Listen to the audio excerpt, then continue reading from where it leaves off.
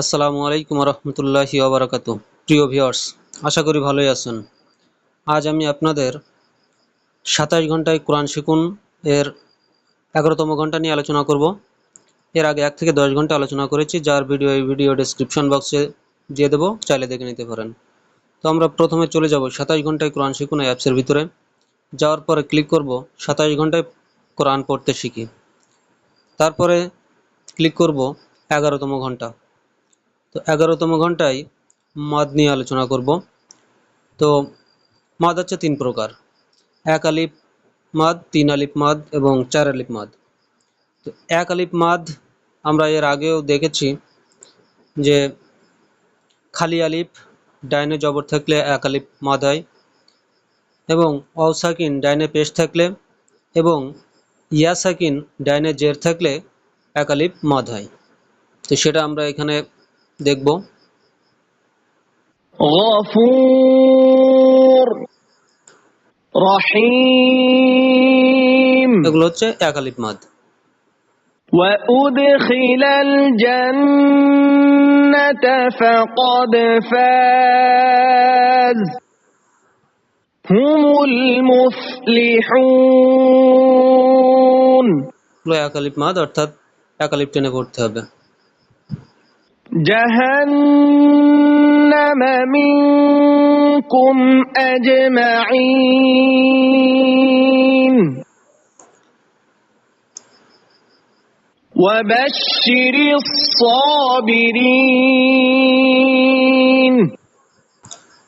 এখন আমরা দেখব 3 আলিফ মদ অর্থাৎ 3 আলিফ টেনে পড়া। যদি কোনো হরফের উপরে এই যে বাঁকা চিহ্নটা দেখছেন, এই চিহ্নটা থাকে, তখন সেখানে 3 আলিফ টেনে পড়তে হয়। ما أغنى لا إله يا أيها الذين। এখন দেখব 4 আলিফ টান বা 4 আলিফ মদ। তো কোনো হরফের উপরে যদি এই চিহ্নটা থাকে, এই মোটা চিহ্নটা, তখন সেখানে 4 আলিফ টেনে পড়তে হয়। حميم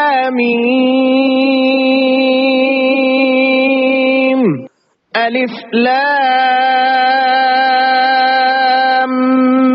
ميم جزاؤهم عند ربهم غير المغضوب عليهم ولا الضالين।